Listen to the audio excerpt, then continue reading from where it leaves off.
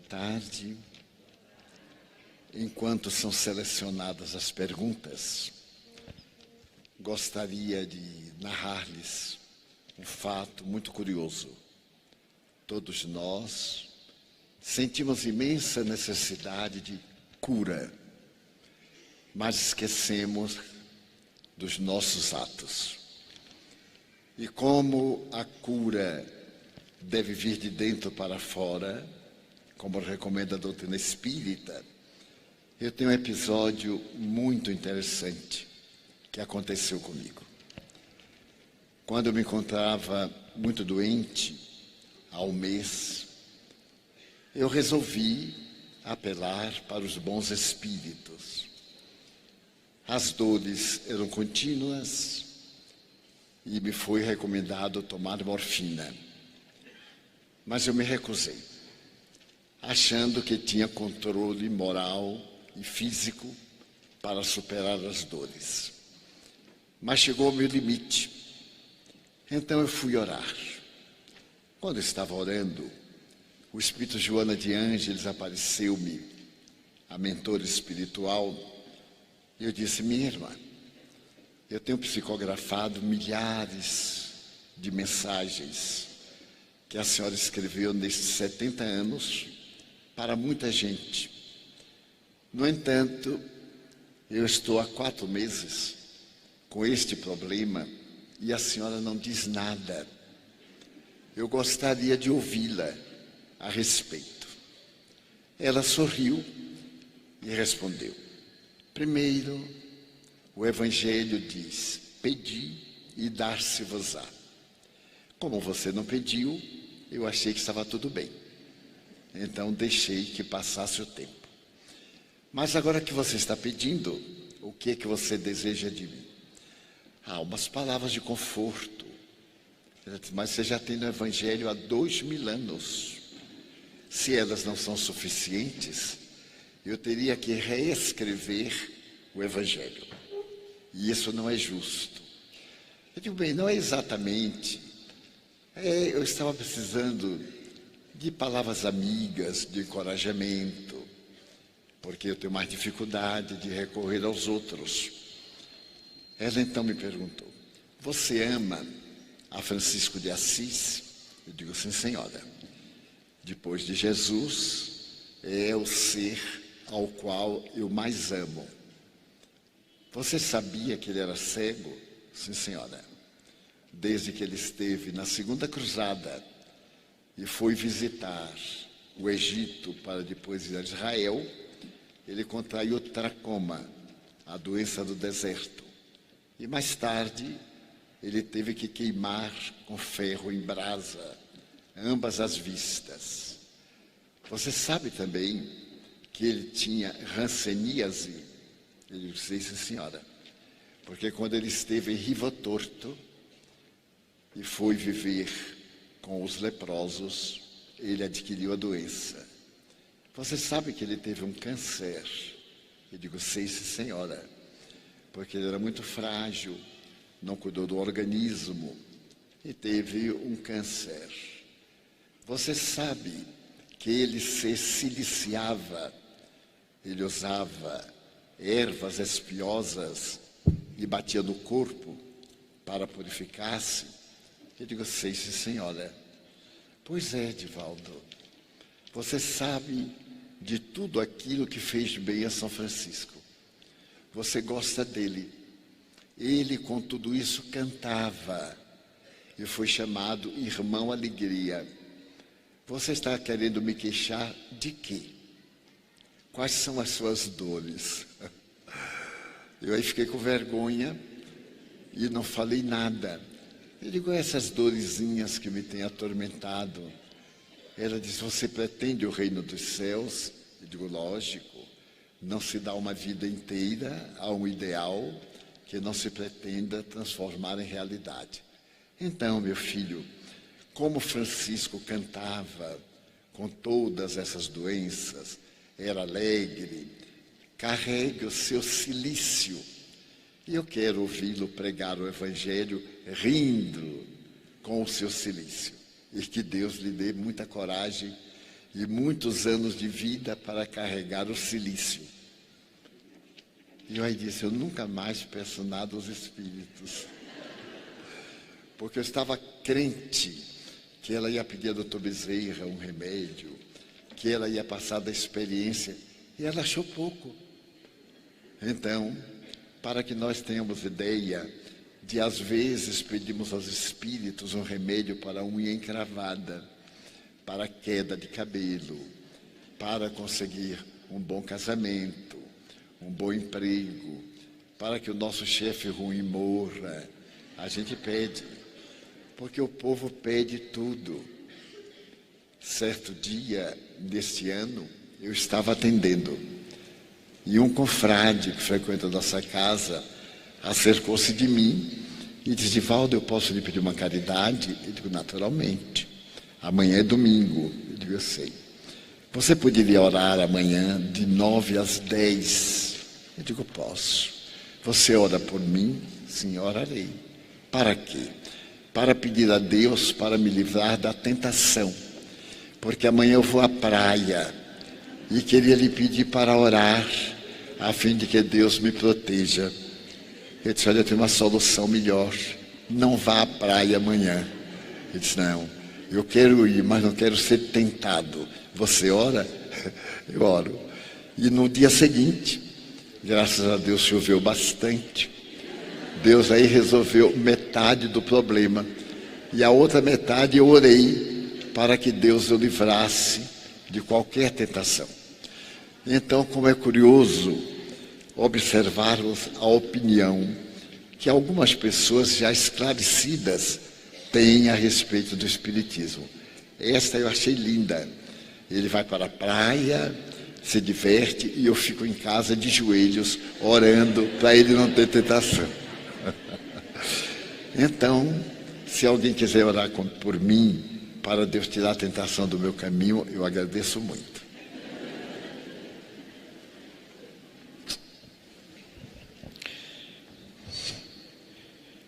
Divaldo, que Deus te ilumine. Estou sendo portadora do sofrimento de várias mães que perderam seus filhos em decorrência do suicídio.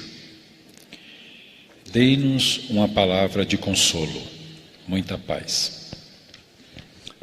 Eu posso atinar com essa dor sem conforto. Não há palavras que possam constituir consolo, especialmente a uma mãe cujo filho tombou na armadilha do suicídio. Tecnicamente, o suicida sofre quando chega ao mundo espiritual, mas depende de muitas circunstâncias. Hoje nós vemos a depressão como uma pandemia e, de repente, o indivíduo é vítima de um surto e suicida-se. É diferente daquele indivíduo que, desgostoso com problemas financeiros, sociais, emocionais, planeja um suicídio. Allan Kardec, com muita propriedade, diz que a intenção é o mais importante. O sofrimento, para quem interrompe a vida por um surto, por um programa adrede traçado, é muito grande. Mas nunca nos esqueçamos do amor de Deus.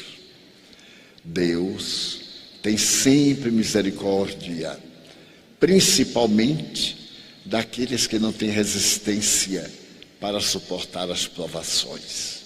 Lembre, cada mãe, que essa dor do filho aflito vai passar e que ela vai ter a oportunidade daqui de diminuir a sua dor, orando, lembrando-se dos momentos mais felizes, recordando-se do filho como seu tesouro e enviando pensamentos bons. Em 1939, suicidou-se uma irmã minha. Eu contava 12 anos. Mais tarde, quando criamos a Mansão do Caminho, eu tive uma ideia de, por amor a ela, fazer algo muito original. O meu irmão era delegado de polícia em Feira de Santana, nossa cidade natal. Eu fui à Feira de Santana e perguntei-lhe sobre as mulheres sofredoras que se entregavam ao comércio carnal. E pedi que ele me levasse. Naquela época que não havia motéis, havia ruas dedicadas ao meretrício. Eu gostaria de conhecer de perto a situação delas.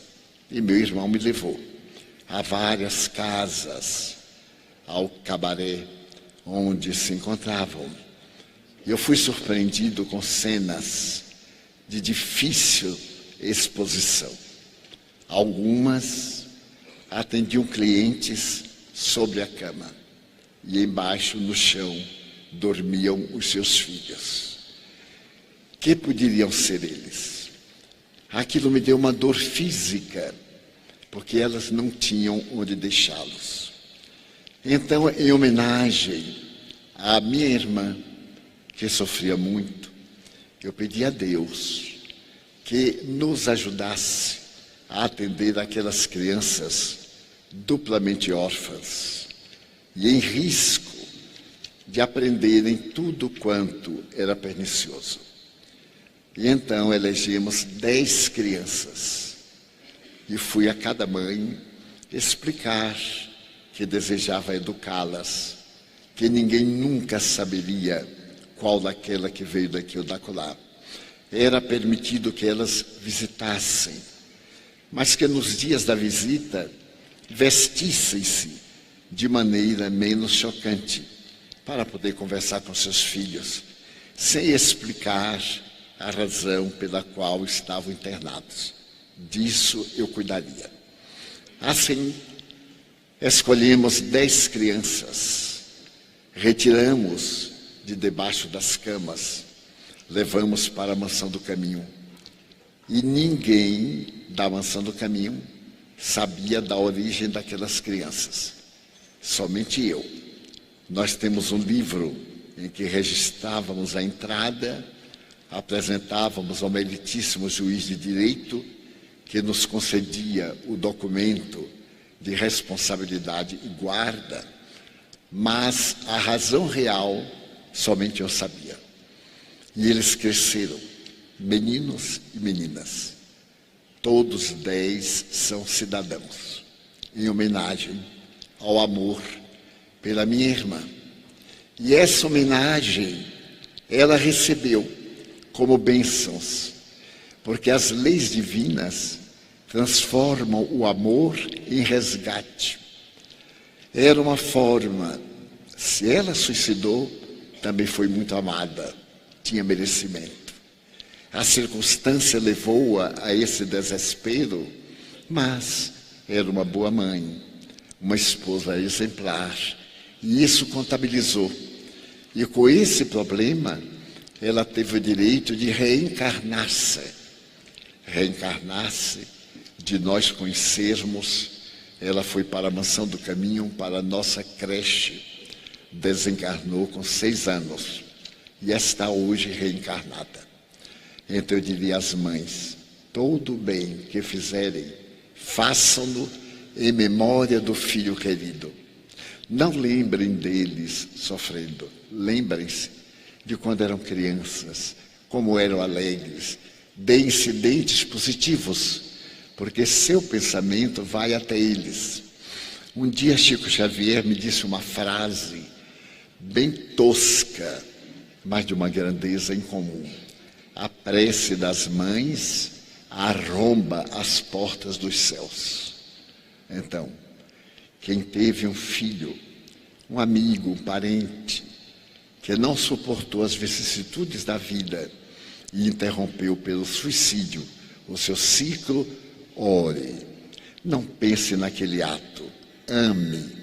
E com uma imensa ternura diga, meu bem, pense em Deus. Eles serão beneficiados.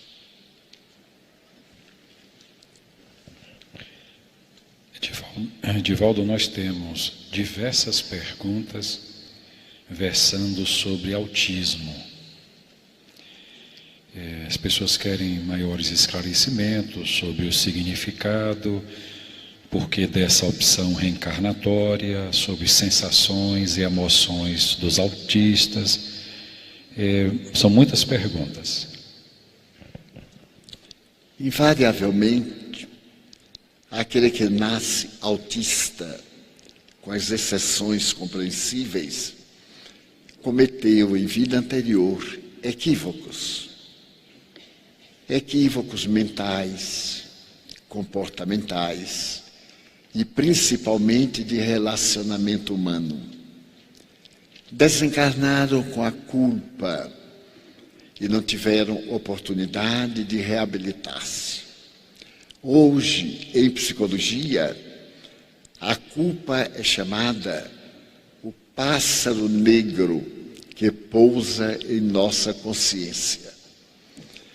E a palavra depressão, que vem do latim deprimere, significa puxar para baixo. Então, todo aquele que tem culpas conscientes ou inconscientes, de acordo com o grau, renasce com alguma deficiência no mapa genético, dando lugar ao distúrbio da depressão, da esquizofrenia, da hebefrenia, do autismo ou das enfermidades físicas degenerativas. O autista é, portanto, um devedor, mas a família que o recebe também é devedora. Os pais de hoje possivelmente contribuíram para que o ser se equivocasse. Vamos imaginar, há 60 anos, um rapaz branco ou uma moça apaixona-se por um afrodescendente. A família tem destaque social, mas tem muito preconceito, impede, gera situações difíceis e a pessoa, não suportando, opta pelo suicídio. De alguma forma, a intolerância doméstica, aquela exigência extravagante, foi um dos fatores para a debacle, a queda daquele que amava a quem ele gostava. E não é necessário que nós amemos a quem outrem ama, porque o problema é deles dois, não é nosso. Mas o orgulho, o egoísmo, que são os tremendos adversários nossos, nos propelem a situações muito complicadas. Por isso que a simplicidade de coração, a pureza de coração, como está nas bem-aventuranças, significam estado altíssimo de elevação espiritual. Reencarnam esses pais que foram responsáveis, trazendo nos braços o filho que não teve forças para suportar a dor. Porque muitas vezes no autismo os pais sofrem muito mais do que aquele que é autista. Não tendo ele um discernimento nem emoções, o sofrimento é, portanto, muito menor. É como no caso do Alzheimer. O paciente não sente nada. Ele volta à infância, porque o cérebro endurece, as células perdem a função, o cérebro diminui de volume, mas o paciente não experimenta nada. Um esquecimento aqui, outro ali, até retornar à infância mental. Dessa maneira, nós deveremos auxiliar o autista, principalmente com amor. Eu estive 3 dias na instituição autista do Dr. Juan Danilo Rodrigues, na cidade de Quito. Este jovem médico, ele tem 43 anos, criou a primeira fundação para o autismo no Equador. Criou uma fundação espírita e o primeiro centro espírita do Equador. E percebeu, entre o autismo, transtorno, e o autismo, obsessão, que normalmente o autista sofre perseguições espirituais. E através do amor, da terapia dos passes, a melhora e a cura, porque o autismo é curável. É somente uma forma diferente de ver o mundo, através de uma óptica distorcida. Ele está quieto, está calado, está de vista baixa, mas está ouvindo. A sua memória é auditiva. Qualquer palavra ferinte, ele ouve. E incorpora aquilo ao drama que ele traz no inconsciente. Então, seja qual for a aura autista, desde a timidez, uma timidez exagerada, que a pessoa fica fria, com sudorese abundante e tem medo, é uma aura autista, mas não é ainda o transtorno autista. Com esse contributo, cai em depressão. E a depressão faz que o autismo se feche. O autista se torna violento. Ele começa a reagir, que é a maneira que ele tem de dizer que não está de acordo com aquilo. Eu vi algo entre os pacientes que me espantou. Uma menina de 17 anos, que vivia jogada no chão, que a família nunca deu importância, não entendia, família muito modesta culturalmente, e ela só ficava olhando para o chão e, quando ela estava irritada, ela berrava como um animal bovino. E quando ela estava contente, ela urrava, como zurram os animais domésticos.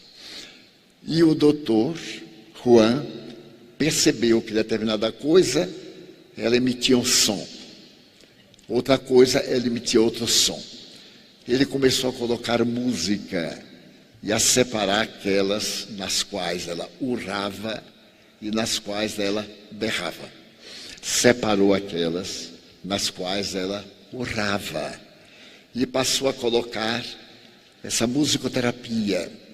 E lentamente ela se foi levantando do chão, olhando para o aparelho de som, movimentando-se. Eu estive lá há 1 ano, fez agora em julho, e ele me disse recentemente que ela já estava indo ao shopping, já estava comendo com talheres, e já não urrava nem berrava.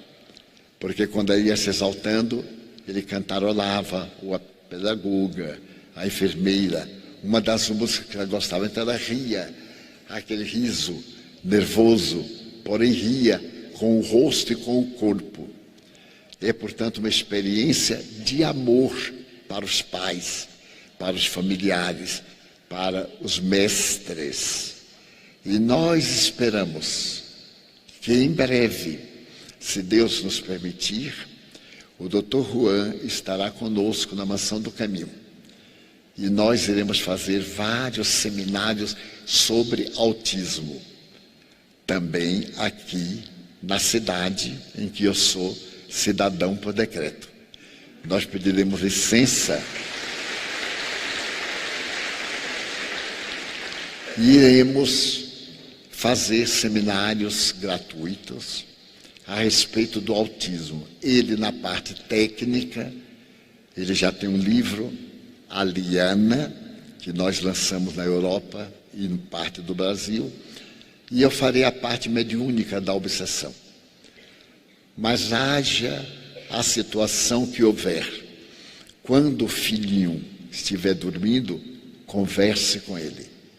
Porque o espírito autista está lúcido, ele vê. Ele não pode se comunicar. Porque o organismo não responde ao que ele pensa. Daí é uma maneira diferente de pensar e de amar. Então eu fiz umas experiências com algumas das crianças. Não gosta de beijo, de abraço, nem de carinho. É a culpa do inconsciente. Fica longe. Mas eu consegui com um meninozinho me aproximar. Levando uma bola muito colorida, e jogando a bola com indiferença e ficando de longe. Ele ficou curioso, até o momento que se arrastou e pegou na bola. E eu então disse para ele: não, a bola é minha, e fui tomar. Ele então abraçou a bola, se dobrou sobre ela. Eu aí me dobrei sobre mim mesmo. E aí fiquei de conta que eu estava também com uma bola. E desviei a atenção da bola que ele estava. Ele então olhou para mim, e quando ele levantou, eu peguei a bola. E ele se exaltou, começou a bater a cabeça na parede. Então já está tendo percepção. A educação do autista é uma educação comovedora. Pegar no talher apenas é um passo avançadíssimo. Nunca esperemos no começo saltos quânticos grandes. Esperemos pequenas coisas. Ele olhar para a gente e desviar a cabeça. Ele olhar de lado, como que está desconfiado. São sinais positivos. E o mais, paciência e amor, e confiando que Deus nos está inspirando. O mundo inteiro está despertando para o autismo, que até há pouco era considerado uma doença nervosa, catalogada como quase esquizofrenia. E não é. Não é doença. É uma certa maneira de encarar a vida. É como alguém que fala uma coisa e sai outra. Mas que devagar nós vamos colocando na ternura até ele se convencer de que nós o amamos. Um dos meus filhos, médico, tomou conta de um autista, ao mesmo tempo com uma lesão cerebral. O menino arrastava-se no chão, babava, batia a cabeça na parede. O amor, ele já anda de pé, sozinho, já sorri, já entende, já discerne, em apenas 3 anos.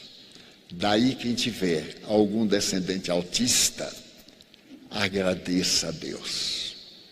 Porque a vida física, por mais demorada que seja, é muito rápida. E em breve nós colheremos os frutos do amor a alguém que depende totalmente de nós, mas que nos recusa. Todo autista recusa quem o ajuda, porque ele não tem o sentimento de amor conforme o nosso padrão. O seu amor é diferente. Porque mesmo tendo razoáveis bênçãos, família, situação financeira, tenho sempre vontade de morrer. É um suicídio, mas seria essa voltar para onde vim, mesmo não lembrando de lá? É um suicídio isso? É um suicídio indireto. Todos nós, ou quase, adoramos uma corrida, os esportes radicais. Mas a morte nos esportes radicais são suicídio indireto. Eles são radicais porque eles vão além da normalidade. O risco. E o risco é por causa do vazio existencial.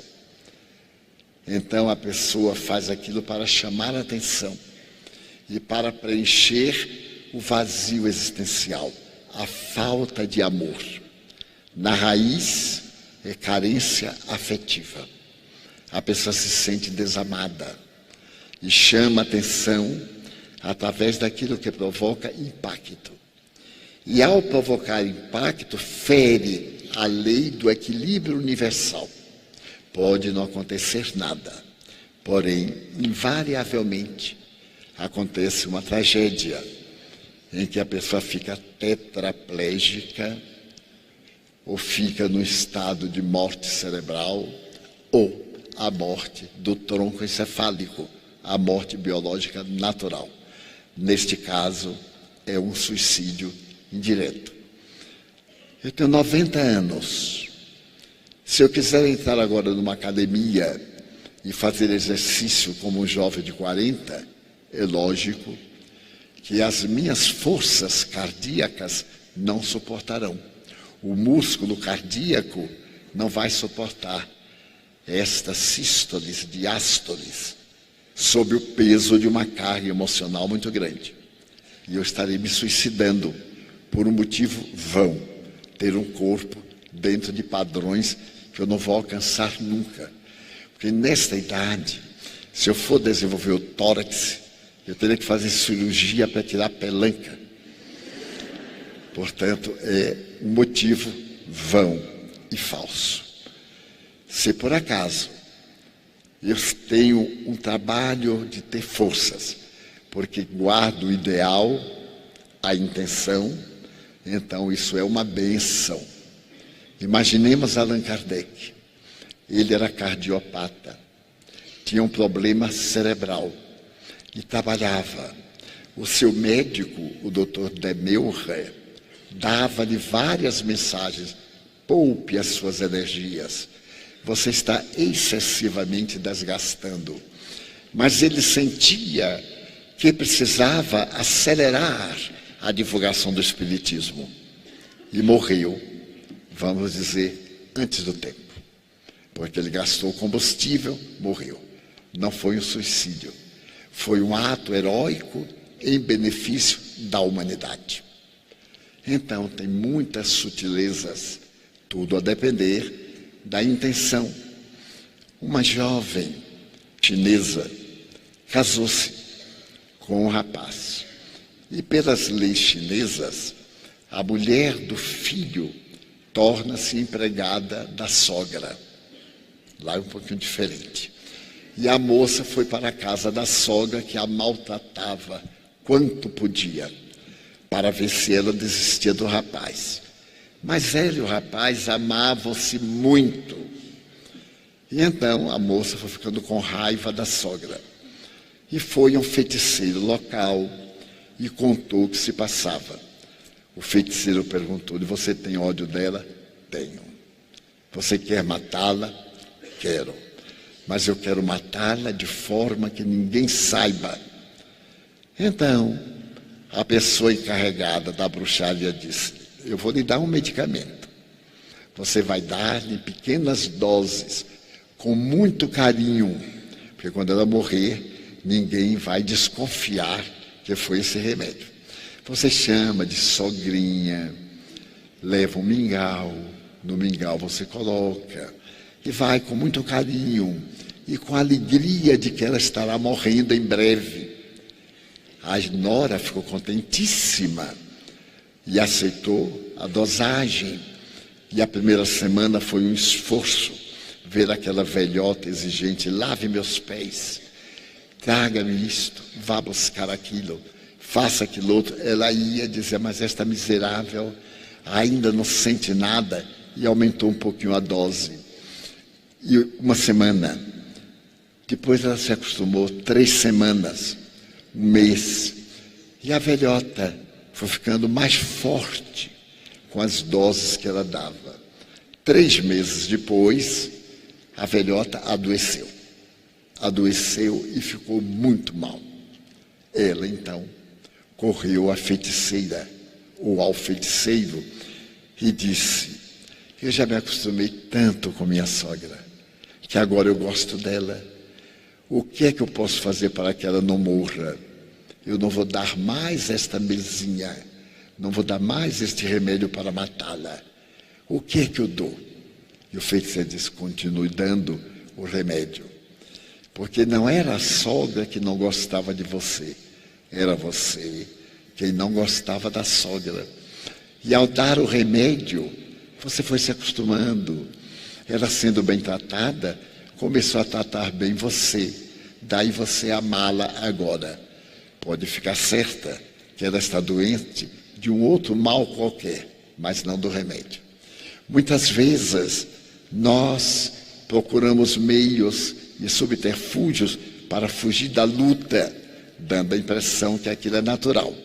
E aí o nosso inconsciente sabe que é um suicídio.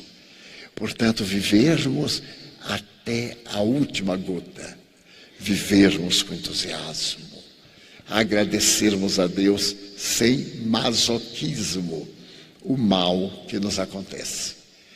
Quando eu estava na mediunidade jovem, um dia o espírito Marco Prisco me disse: se alguém te disser um desaforo, agradece, porque poderia te bater.